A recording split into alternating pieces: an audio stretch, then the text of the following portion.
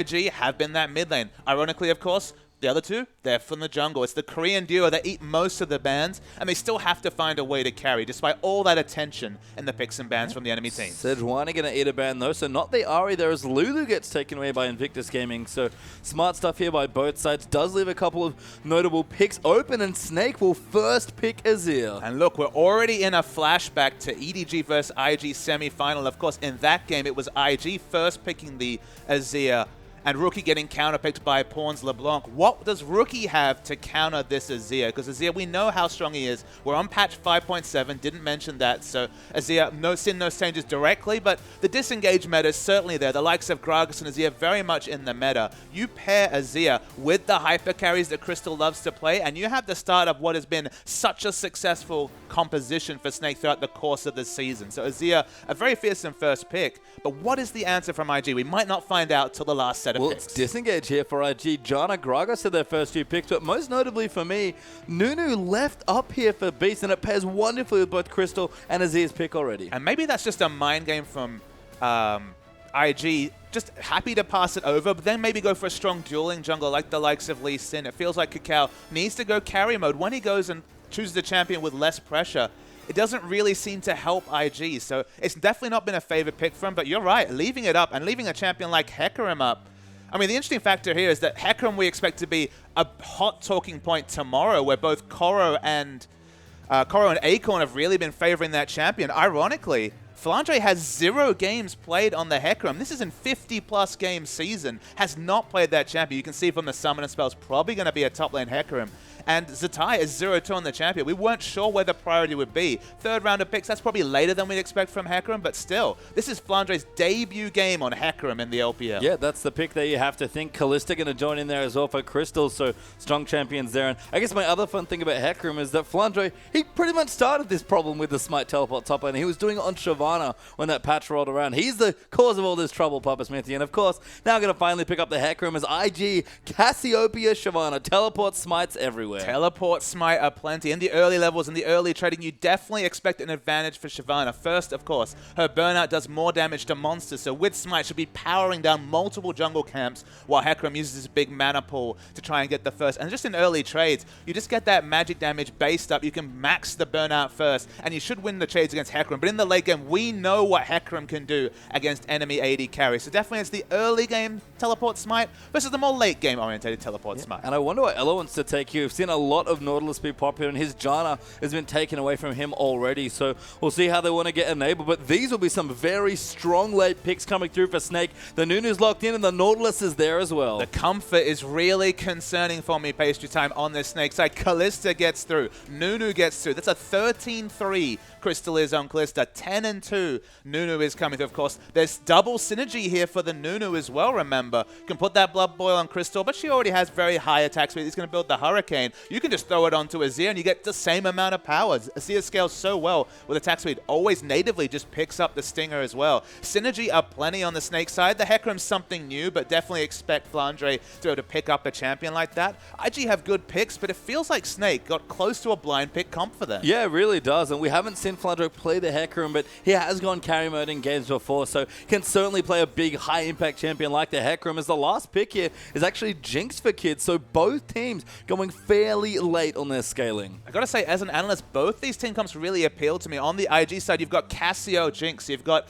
a strong damage mid laner who can fight next to the hyper carry, use the petrifying gaze for guaranteed disengage instead of the situational, say, flash petrifying engage. That is petrifying gaze engage. That's a bit tricky, but I got there. Engage. That's just okay. That is a little bit more, situational. Might not come off. The reliability when you're standing next to Jinx, everyone wants to dive. That hyper carry who's immobile until she gets the first kill and gets the reset on the get excited. So suddenly Cassiopeia's positioning, one of the most difficult things to do in both lane and team fights, is that much more predictable and easy for IG to pull off. And they've got the frontline diver because Shyvana, if there's one thing she can do, it's dive carries and just be a massive drag. And that's sort of the same thing that Hecarim does, honestly. I think the top lane is, for both these teams, they're going to have to be a lot of the engage here for these teams, because apart from this, there's not that much as far as engage or dive goes, you have to think. It's a lot of disengage and a lot of late game scaling. Both Azir and Cassiopeia are fairly defensive-oriented champions from the mid lane, despite scaling and dealing good damage as well. The rotational play is always the big concern. When you have someone like Jinx, not quite Jinx Nunu, which is pretty much the EDG special when it comes to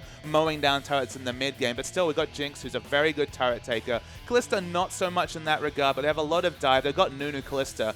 You give them free time with a turret, and you've got that recurve bow towards the Hurricane. You're going to do plenty of turret damage as well. It's just two very teamfight-oriented comps, which should mean, fingers crossed, an excellent game of League of Legends. Yeah, I mean, it's interesting. Both teams looking for more of that late game. We've seen Snake traditionally love to scale up and play around their big hyper carry Crystal. IG have certainly played lots of different styles, I think, in their time. More recently, maybe shifting towards a lot more tankiness and Cinderhulk, but IG, I feel like we haven't seen that much from them this season, despite the volume of games they've played. So if they're going to show anything, it might as well be now. We've definitely seen a lot of games, but I know what you mean in terms of we haven't seen a lot of core identity for Invictus Gaming. Who is Invictus Gaming? It's kind of the nebulous question. They've definitely been a lot of different things. They've been late game scaling cards. We've seen the IG aggression that typified them, say, 2012 till this roster came together in 2015. Their relentless aggression. They've been many different things, but what is their core identity? To me, honestly, they're a team of adaptation. They're a team that can really find out what an enemy team does, ban away their core picks, pick blocker champions, and then outdo them at their own game, which is very interesting to see when it's pulled off. EDG, though, was a bridge too far in the semifinals. Yeah, I mean, even in this game, you have to think, we already noted that this comp from Snake looks like a blind pick draft. That adaptation maybe takes a game or two. We'll have to wait and see whether maybe there's something about the synergies that will work. Maybe the Cassiopeia, that's the big question mark. Cassiopeia versus Azir. Sounds like Cassio as a mid-range champion might struggle, but I think we're going to get onto the Rift for game one. Yeah, we're going to go straight to the Rift. Let's do it.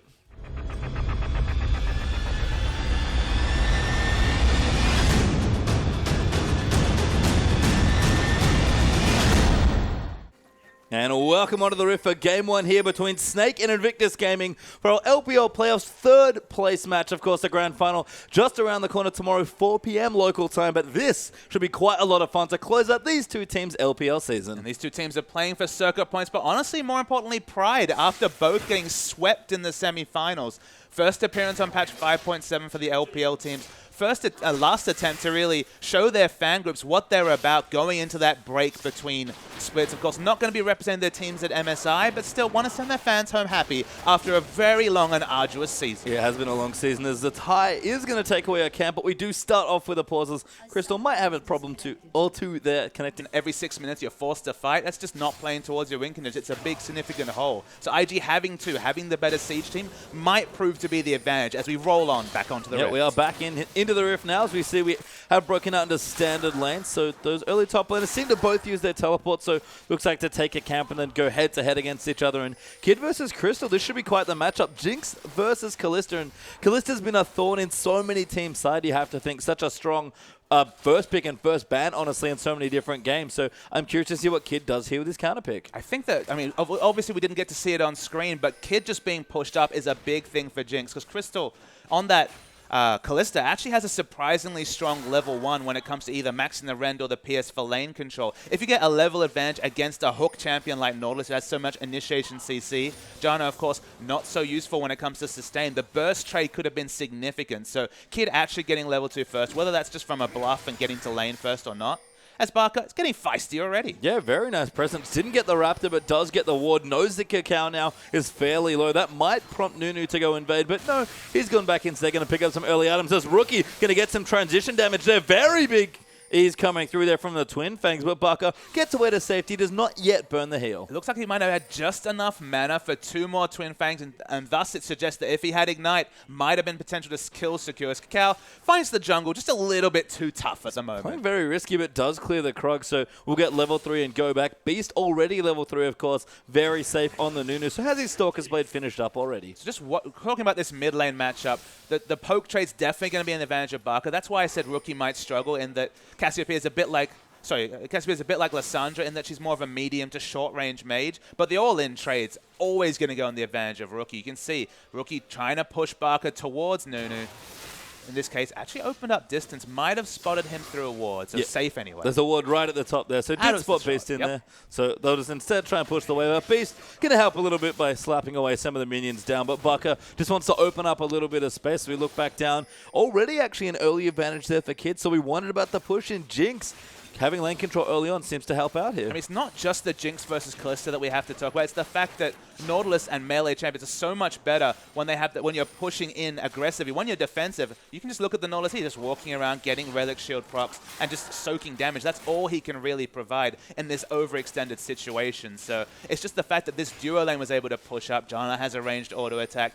Both these lanes look better going forward, and advantage Kid and Kitties. Yeah, smart Trumpers pressure there as well under the tower. So continuing to push in, and Jinx, if she can get a hold of a lane early and get to that BO sword smoothly, she often can take over at least, and you get good options with the rotations as well. As in the top lane here, Flandre actually a nice early lead with his Crystal and Flask. Now level 6 actually. Might think about a dive, but with Beast not in the area, probably not. Yeah, honestly, Zzitai hasn't had vision of KaKAO for quite a long time. There hasn't been vision around KaKAO's jungle, so he's just had to play more defensively. He's ceding lane control to a Hecarim. At this point, it's not a big deal, and when you're talking about the late game, Hecarim has the more reliable engage tool on the Onslaught Shadows, but like, hey, you get a flank teleport on Shyvana, you get onto the backline, you still do very respectable damage. You're going to have very similar build parts in terms of the Cinderhulk first at least. So not a big hole in top, and just respecting the potential of that jungle presence. Rookie actually used his ultimate in the mid lane, so tried to get the kill into BAKA, but that ult did not connect. As you can see, BAKA's health bar now level 6 himself, whereas Beast is actually waiting here for Flandre, and Zzitai maybe a bit overextended, going to try and bait him in, wants him to use the Dragon's Descent, but Beast very patient. Yeah, Beast doesn't actually have that much kill pressure. They really need Zzitai to super commit, maybe use that Dragon's Descent. Otherwise, if he just has it to be used defensively, he will be able to open up enough space. See Flandre trying to poke there. Beast will finally show himself. That's going to prompt the ulti, but Flandre going to pay back in there as well. Good devastating charge back. Snowball's going to ride in, and first blood goes to Hecarim. Very smart play from Flandre, able to use the devastating charge to push him back, open up just enough space to keep him out of the turret. Picks up the kill. No flash, of course, on Zzitai. And that's just the more experienced top laner really playing it fast and loose and getting Zzitai down. I think for me, that's the first time I've ever seen a Hecarim not terrify someone with an ultimate and have it go even better than expected. I mean, that's just excellent play coming through from Hecarim. Forces the teleport, and now they have both the first blood and the teleport advantage. Snake, that should open up Dragon advantage. You have to think they should be able to get the control over that objective with the Hecarim teleport available. Especially with the Nunu ready to go, but Flandre, no ulti for a short while, but should have it back soon enough if they do want to contest for that Dragon. We see he's gone back. He's got his Skirmisher Saber and the Balmy Cinder ready to go, so building in towards that very popular enchantment, the Cinderhulk. And looking around the other lanes right now, Charles gone back and picked up for BAKA, and Rookie's just starting off on his tier. Actually kind of worry for Kid in the bottom lane. Although he has a CS advantage, the level 6 advantage has to be in the advantage of Crystal and Ella in this case. You have to think that Nautilus, with all his different types of CC and just the Ren being based on auto attacks rather than necessarily your first big AD purchase, means that if an all-in trade comes through, there is more kill pressure for Snake than there is for IG. So they definitely want to do their shopping trip soon to ensure that when that Super Mega Death Rocket actually connects, it's going to have a BF sword or more behind it. Interestingly, Ella hit level 6 before Crystal, but now they're both 6 as well. Kitty slightly behind, just a couple stacks going through with the piercing Crystal. Looks like he wants to take a shopping trip. That's probably good timing. No rush there. Gragas on that side of the map. So the Spidey sense maybe was tingling coming through from Crystal. No pressure in this case. But actually looks to be rotating on the minimap as BAKA gets his first donation to blue. Good pings by IG though, knowing that the blue's being taken over, wander toward the Dragon. And there's the awkward thing about doing your blue buff for the mid laner on the blue side is that you end up on the wrong side for this Dragon, and IG, wonderful rotation, going to take it away. Yeah, really smart rotation, as you mentioned. Getting the Dragon against Nunu is no mean feat. Remember, they have teleport advantage as well. This is effectively an objective steal based on how the first 8 minutes have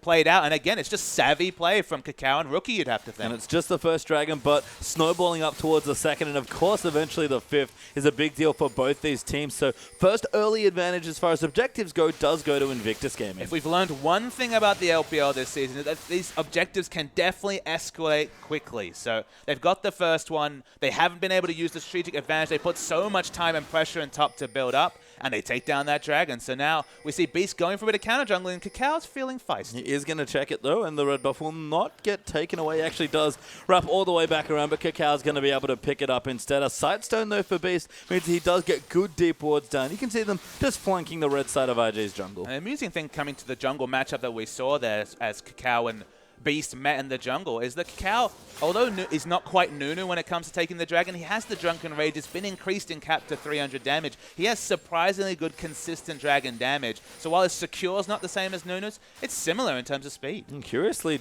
back in the bottom lane, you can see the CS not too bad here. Kids still with a decent lead of about 15 or so, but nobody has spent any gold yet, and they have big stacks in that bank. And there's no Avarice Blade to really prompt this investment banking, but just everyone's overstaying for another wave. So you're just priced in to stay and push it out. You know, it's always that battle. You see it often in solo queue when you're watching someone like Double. It's like, just back so I can back. And it feels like that's just the case here. They're just, the egos are getting in the way, and they're saying, all right, I've got no pressure. Might as well just keep farming for my first big item. Yeah, Snake, fake it again. Go for the recalls, but don't complete them. KaKAO looking for a bit of vision. Sentinel, though, looking around, but IG do have some nice wards in towards the bottom side, towards the Krugs and red buff. BAKA, though, now could be in trouble. Rookie going to return with his Haunting Eyes, and KaKAO is going to start it off. He needs to line up the ulti. Beautifully played. Rookie ults him right into it, and BAKA uses his ult, but he's well and truly dead. And there's the Katie rolls to arrow special. This duo on Invictus Gaming, so smart in the engage. KaKAO just used everything at the same time. Honestly, BAKA looked just a bit perturbed by the whole situation, but look at the big purchase. Had the tier, freshly shopped with the Haunting Guys. Suddenly the damage registers, and registers huge, dies through the heal, didn't even have time to flash,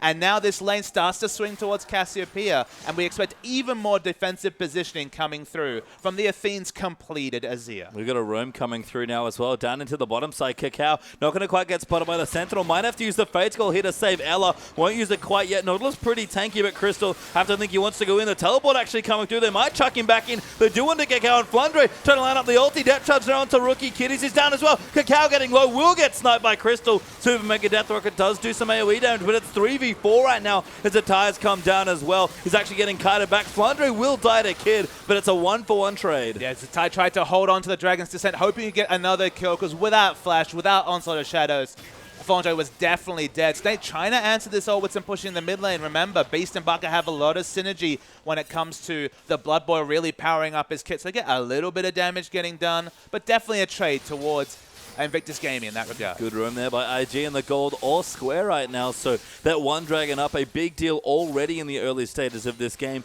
You can see the gold just been spent by Kid, but Crystal, he's 3,700 gold, and he still hasn't shopped yet. I mean, look, it's only 40 gold between the two of them. Now 100 when that Ren came through. Look at this first purchase.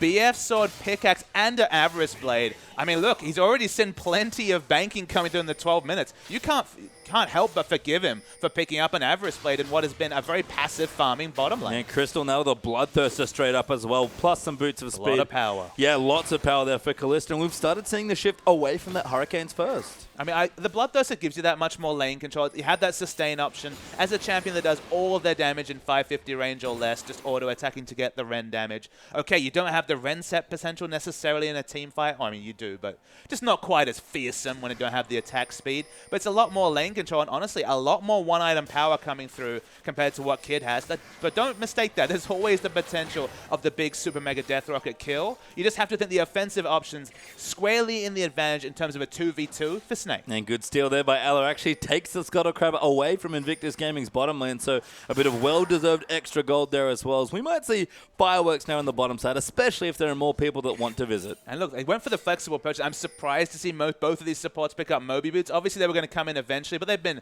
anchored and in just the very literal terms in terms of Nautilus to the bottom lane. They haven't been doing much roaming, but you got to give those options open and nothing necessary that really demanded being purchased instead. KaKAO has snuck into the bottom side though, so looking for a gank here with Kid and Kitties. Plenty of damage coming through. Jinx ultimate backup as well, but flashes are here for the dual lane of Snake. And worth noting, you have to really go for Crystal on this engage, otherwise the Fate's Call will come, stasis, and ensure that Ella will not die. So much sustain on Crystal, so unless Crystal, for whatever reason, starts to tend towards the top side of this map, hard for Gragas to get much work done. Yeah, they'll see him with a ward there, but Crystal just going to move some Sentinels around and return to the lane. Does not want to overcommit here, but KaKAO, he's been sitting down here for quite a while, so you have to think at this point they have no idea that he's there, but he'll finally leave, it looks like. Now remember, there's Dragon coming in 30 seconds, so that's where he wants to be on the map anyways. Nunu's just shopped, he's going to come in this direction.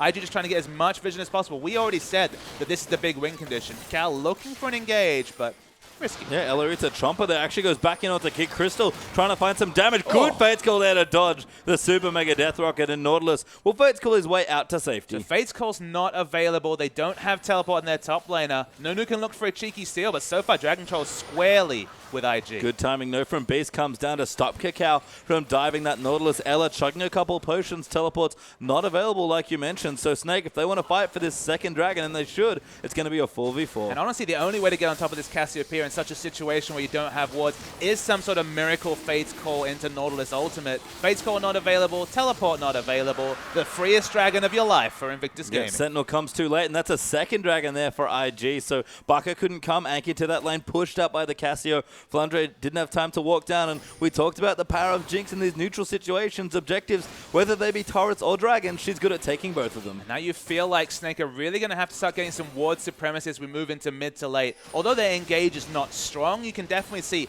Onslaught of Shadows into some sort of 3-4-man Fate's Call working their advantage. Similar things that LGD were able to do in their semi-final against Snake were those engages with the likes of the Kalista Nautilus. There is the potential, but IG, they've been very on point in terms of warding. You can't see them necessarily overextending for the Ren sets once they see the Hurricane completed by Kalista. No, and Snake classically used to trade a lot of advantage in lane for dragons, honestly. They were happy just trying to get ahead in gold, especially taking out some early turrets. But given that the game is neutral on gold with no turrets being taken by either side and even the kills being equalized as well, IG honestly have the only advantage that we can look at, and that's the dragons. That's the big discernible advantage. And when you look at the scalings, honestly, across the board, they're pretty similar coming through.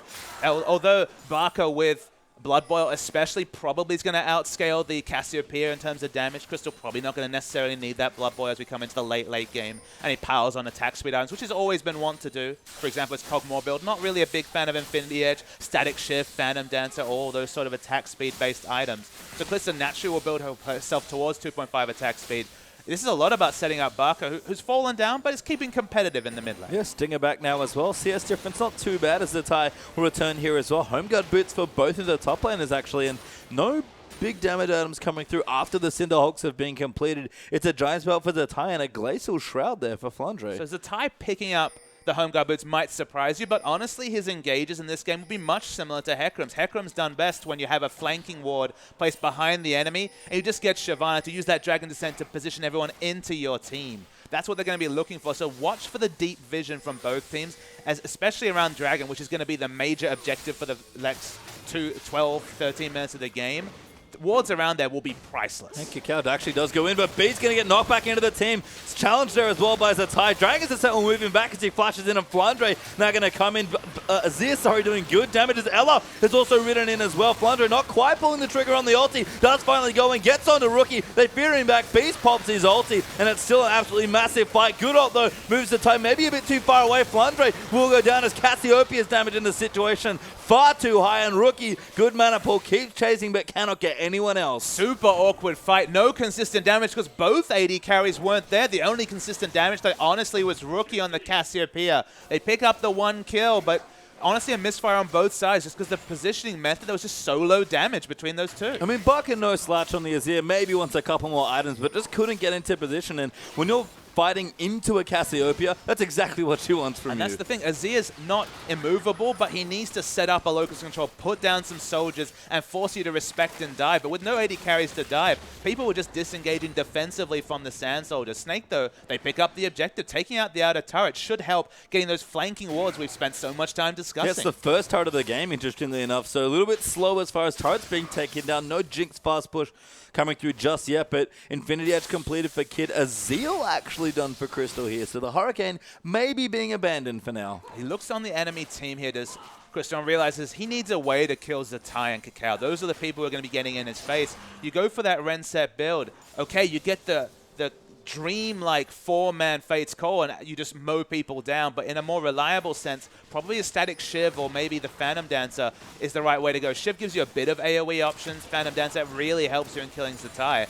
We haven't seen this much from Crystal at all. Let's be real. He's been going for the Hurricane consistently in at least 90-95% of his Kalista games. Honestly, he plays so much Kalista that makes sense. But in this situation, it's going a bit more single target. And for me, this just screams a Snake tactic that we've seen a lot in the regular season. They're just pushing for late game as hard as they can. And there's no worries about that. Hecarim's piling on the CS. Hecarim will be able to get more reliable damage. Zzitai is caught, but he's also a Dragon. Yeah, caught there, just uses his ulti and gets himself out of trouble as BAKA will clear a ward. But Dragon back up in a minute 30 now. And again, IG, now that the third is approaching, Snake do really have to start worrying about the objective snowball. Zzitai definitely needs to build up the rage for that Dragon's Descent to be available. Doesn't have it right now. Slowly will build it up. Probably will have it. Honestly, the cooldown feels like about 60 to 70 seconds if you're doing damage to a minion wave. Jinx gets free time, and bye goes That the was turret. really sick, actually. Kid zoned him out of the choke there with Flame Chombers, and Crystal was like, I can't get in here now.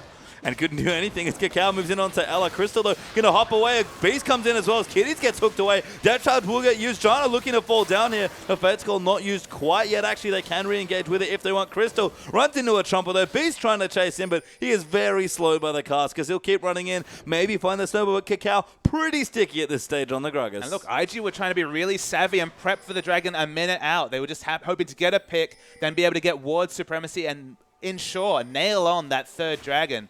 But in this situation, Zzitai is going to push top. They're not going to have ward advantage. Will they still opt to fight? Because Kitties, he's very quick on the Janna. He's trying to power back and ensure that they open up the chance of picking up the third Dragon. One thing's for sure, they're going to trade turrets. Well, they get the turret, and Recall's actually coming through for Snake, so not looking for that Dragon, it seems like. Flandre used his teleport down to the bottom side, I believe. So Crystal has so much gold, 2,000 gold. Yeah, it goes to spend some, got a Phantom Nets now, but 2-0-0, the late game Kalista is real. And this is the sort of situation where you need to actually look at this item build from Crystal, because you can be forgiven for thinking, IG, all right, it's about time for him to have that Hurricane, but no, he's looking to kill the front line, so you need to really ensure that your engagers respect the fact that his single target damage is much higher than expected. And Snake are going to look to contest it. Nunu going to try and find his way, and Rookie actually gets grabbed up there, and KaKAO going to try and disengage him away. Cast not quite landing. Ella taking too much damage. Fate's Call moves in as Flandre dives in onto Kid Zzitai, trying to go into the backside, but Beast zones everybody out with an absolute zero. Good ult from Kid, though, going to start the first reset, and Crystal can't do enough damage. KaKAO comes back in, body slam for the knock-up onto Flandre. Crystal kiting as hard as he can, but it's 2-0 already. KaKAO might actually go down, but he's so tanky on the Gragas. Gets a knock-up, Kid gets a third kill, and Crystal against the world now 1v5 with almost the rest of his team dead. Will get slowed by a Zephyr, knocked up by Tornado, and give Kid a double, and IG 4 kills. Yeah, 4 kills, Nunu alive, but probably no hope in hell of stealing away the Dragon. That's a big team fight win for IG. The big question mark from this draft, would it be KaKAO's 5-0 Gragas? Would it be the 10-2 Nunu coming through that would really get them that objective snowball to open up the main win condition for both teams? And KaKAO showing why so many teams, including Edward Gaming, have really respected this Gragas pick, 5-0, and just really making it work. 1-1-5, but 6 out of 7 kill participation, and they've got that Dragon on lockdown. Yeah, 3-0 now on the Dragon for IG, and converted that into 3 turrets as well, but we're going to see a replay of that fight. So remember, Rookie and Kid want to fight this fight together just to make the enemy team respect the Petrifying Gaze. It's not used at this point, it's held on to wait for the Petrifying Gaze to be used, but Kid and Rookie fighting together. They get the first reset in this situation. Petrifying Gaze already been used, and they just keep diving. And Crystal, with that single target build, honestly, he's finding targets to auto. He does 1 auto onto Kitties, 2 onto KaKAO, and realizes, okay, I'm not going to be killing KaKAO. This is not the impact of Kalista we expect from 2 items. And honestly, the big worry for Snake is they need to fight for Dragons. They need to fight right now. The most immediate power you can get for Kalista, the lowest spike, is Hurricane into the Bloodthirster. They don't have that, and now the fact that they need to fight for Dragons is at odds with the build Crystal has. Yeah, it's one of those things where you look at that last fight and think, you know what?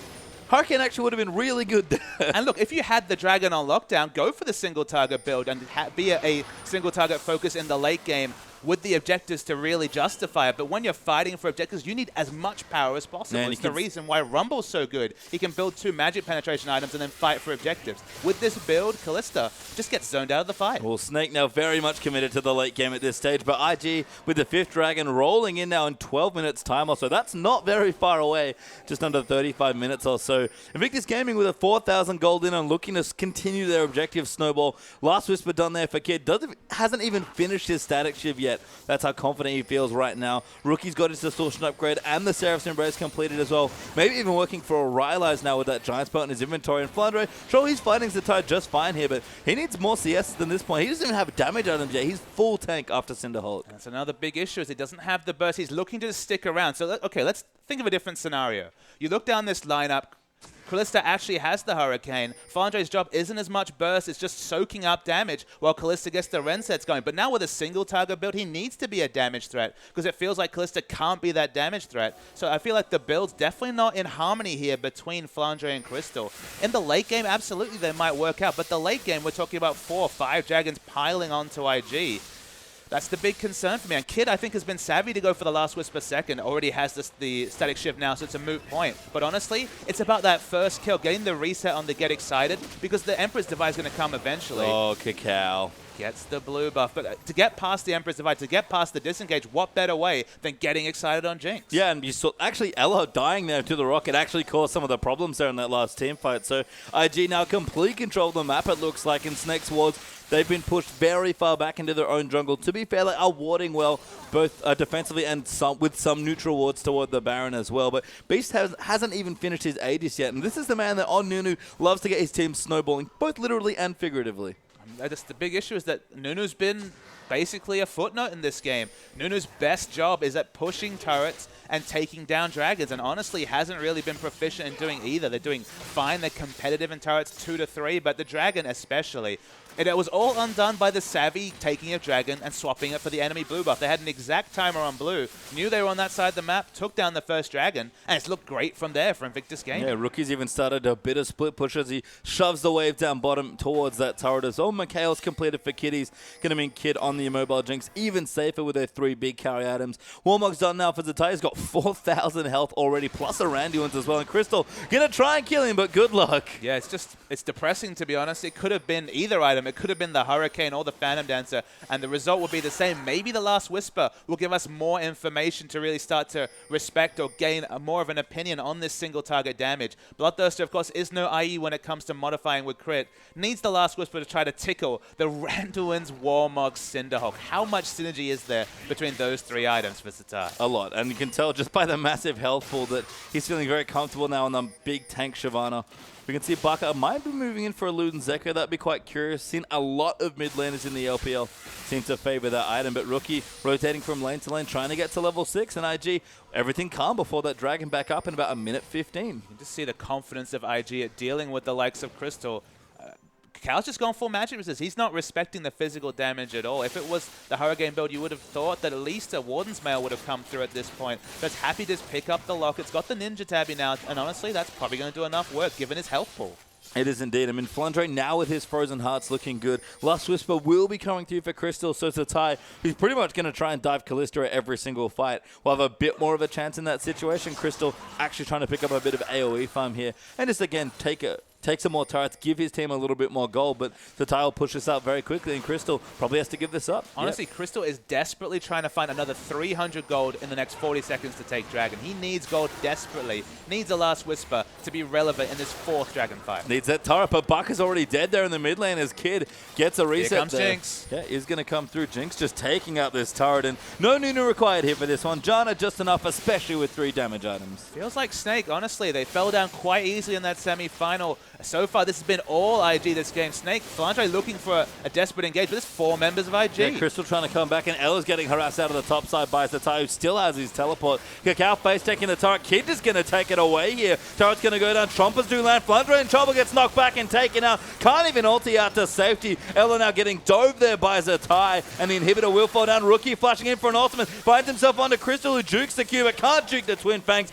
Cassio with a double, and IG have broken the base. That's only 2 damage items coming through from Rookie there. Going for the very early Leandri. Shades of God V coming through with the early preference on Leandri. Doesn't even have the Rylai's to get the consistent proc, but from that Giant Spell, can't be too far away. You can see, again, a lot of scaling here for Snake. The Luden and Zeko Azir for a bit more wave clear. Last Whisper finally done for Kalista, and Flandre full tank at this stage of the game, trusting in his 2 carries like he has all season long. But IG, they're so far ahead at this stage of the game. The Baron falls down as well, and that gold lead's jumped up to about 8k. And given the comps we discussed, unfortunately, these items are completely irrelevant for Snake. They can't force anything. Their comp was never about forcing fights. Their engage options, okay, Flandre can get the Miracle Ultimate and they can somehow wombo down Kid.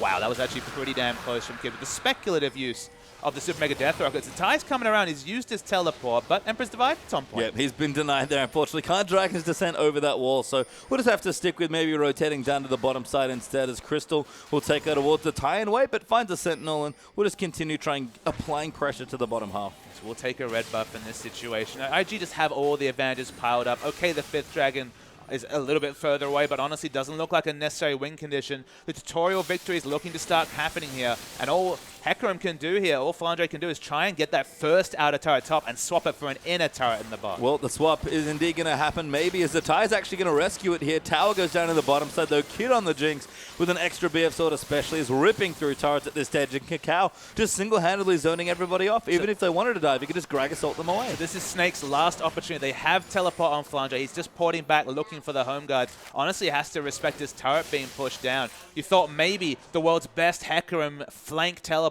coming through would try and push IG away, but they're almost 10,000 gold away. They have excellent disengage. It's so hard to force things against Janna, Gragas, Cassiopeia. I mean, it's such a weird-looking game for Snake. They didn't... I mean, we identified the potential issue with both of the team comps. You start falling behind in objectives, and all of a sudden, you run out of good options in the mid-game to try and give yourself a lead. Snake are a team that constantly team fight, even when behind, because they're so good at execution that they trust that maybe with a disadvantage, they can pull something out and keep the game going. They haven't even fancied a fight at this stage, and I guess with the comp that's presented to them, I can't really blame them. But you look down IG's lineup, or you just think about this game, it's been 3 losing lanes and a Nunu jungle. What are they going to force? They're losing every lane. Bottom lane looked like a potential win for them, but we remarked at level 3 that was impressive that Kid had got the level advantage and pushed in the Kalista.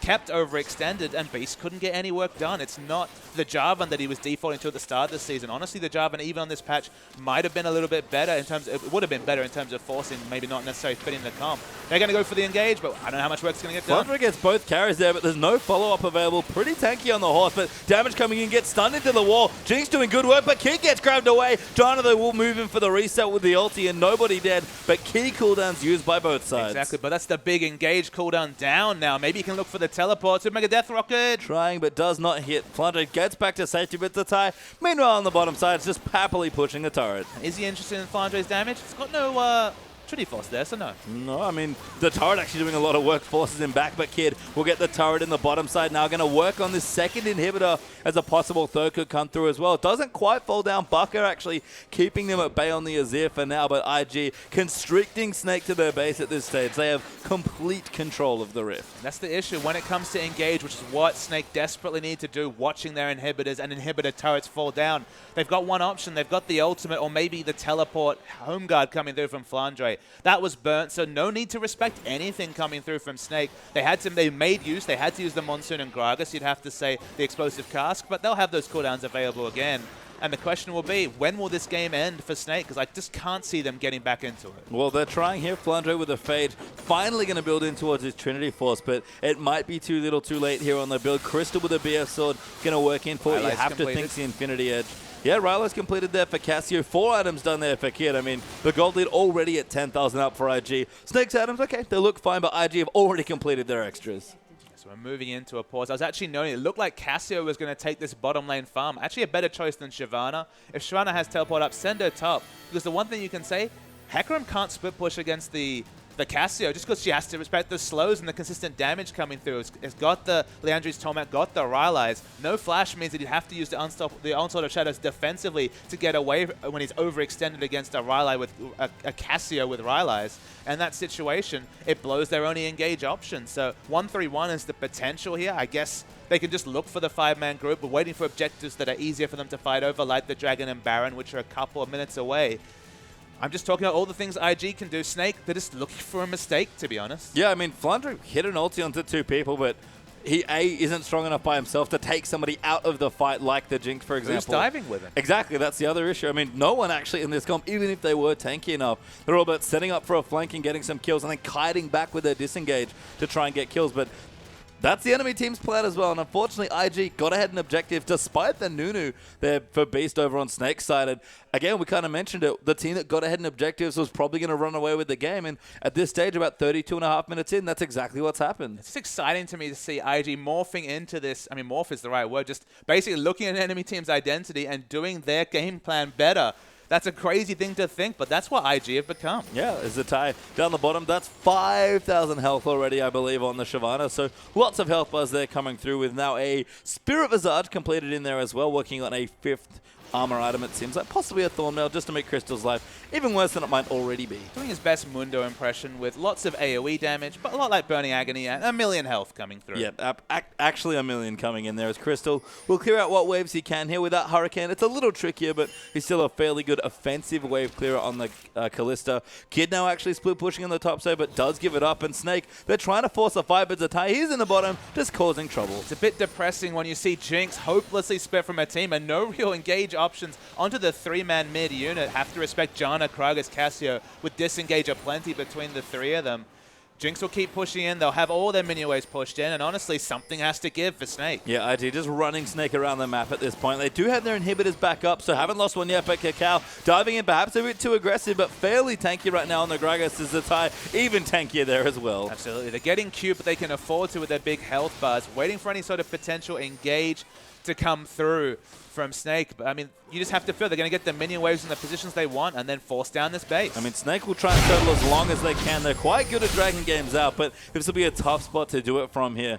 If they can find a good pick, again, if IG make a mistake, it's not too bad, but IG at this point not looking to make any crucial mistakes closing out the game. And look, it's just so finicky to try to engage with KaKAO or even Zzitai in this situation. There's no flank wards to go for. Split pushing till that Baron or the 4th Dragon is available is the best option. They finally caused enough members to react. They take the turn, but Kid gets hooked. Yeah, they actually do get Kid there by Ella. Depth charge onto Rookie, going to try and knock both the carries up, but no further follow-up here. Gragas and Janna have the ultis, and even the Flame Chompers causing problems as Zzitai happily down the bottom doing his own thing. But look, even if they don't have the tools, what's the point of just using an engage or then backing away? You're getting split pushed by Zzitai. You already lost an objective in top, even throwing up the Azir turret for a bit more defense. But you know at some point, IG will just kite back to either Baron or Dragon. Zzitai again, still working on the inhib.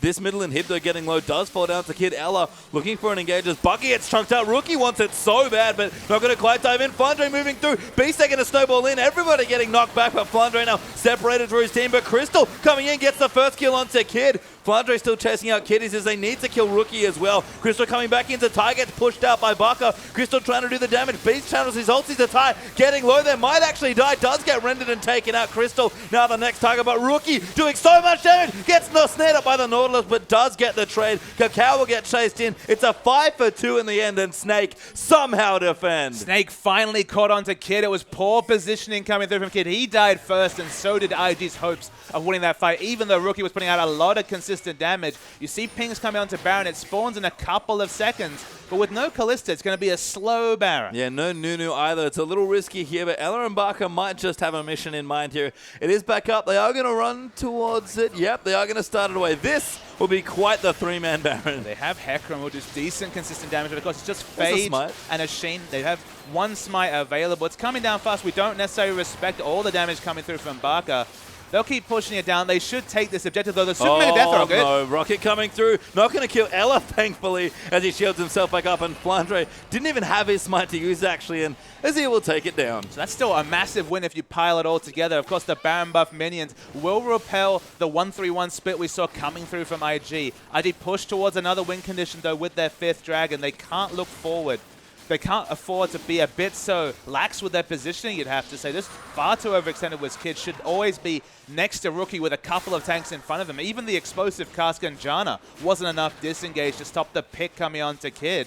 Maybe we've pronounced the death of Snake too soon. They've got finally something to show for 36 minutes of just watching IG pile on advantages. I mean, we mentioned they wanted to go to late game and they were wonderfully good at team fighting. Starting to prove it now, perhaps a little late into the game. The gold lead's still there for Invictus Gaming, about 6,000 or 7,000 ahead, but IG are running out of good options. Both big objectives off the map there, with Baron going to Snake and IG getting their 4th Dragon. But like you said, Papa, that big 5th Dragon win condition is just around the corner. And I guess at least at minimum, Page Down, we'll have a case study on 4 items, single target focus, no Hurricane Kalista. Kalista. Has the 4 prototypical AD carry items that all the non-Triforce users strive to pick up. Can he actually start on this Kalista, killing the front lines? Zzitai and KaKAO are hopelessly tanky, but it's just going to be interesting to watch the damage trades there. Flandre now has his Trinity Force, so that actually might be the more significant thing, as Flandre, who went nice and slow on the build, going tanky with his Cinderhawk, now has all the options he needs. We mentioned again, Snake pushing towards the late game. Death Cap done now for BAKA. Nunu's even got an Aegis and starting to get tankier. I mean, realistically, he's very far behind, but Snake do have some tools now to try and fight. Is it too late, though? That's the big question. I mean, it's worth noting also that Rookie and Kid, the 2 members that the Hecarim's going to be tending towards, don't have any defensive options. There's the Spectre's Cow, but certainly no QSS or Banshees completed. Rookie has no defensive abilities at all coming through. They have good peel, but the Wombo engage, the Terrify dying during that CC is a possibility if remote. Yeah, we'll have to see Crystal start to position a bit more aggressively. Flandre happy to fight Zzitai now, quite strong on the Hecarim, especially in a minion wave, but IG trying to split up Snake once again. But last time this happened, Kid got himself picked off, and Ella's been on point with the dredge lines. Might be important, but Kid does have flash available. No heal. Probably going to have to flash at some point with all the initiation tools coming through from Snake. But things are a lot more tense than they were 5 minutes ago after that big team fight win for Snake. It's kind of a fun thing to note as well, but Kid's safest spot is actually right in front of the dead turret there, because Nautilus can't hook through it. That's actually a very relevant interaction in this case, although at that point, hooking onto the dead turret might actually put him in the Riptide, the depth charge range. So and Riptide range too, hopefully. Riptide range maybe, so there's always a lot of things to think about. Luden's Echo Azir is making this game go Anivia level lengths though. Is that counter pushing quite a number of super minions successfully here in IG, who really want this last inhibitor, has not been given up lightly by Snake. Getting late enough that 6 item builds will be completed. Snake are finding a lot of CS in this situation, but honestly pushing against Baron buff minions is always going to be difficult. Baron buff just expires, and now finally they can start to get a bit of turret damage. Dredge line thrown out there, almost got a pick. Turret going to be put up now as well by BAKA, buying his team a little bit more time.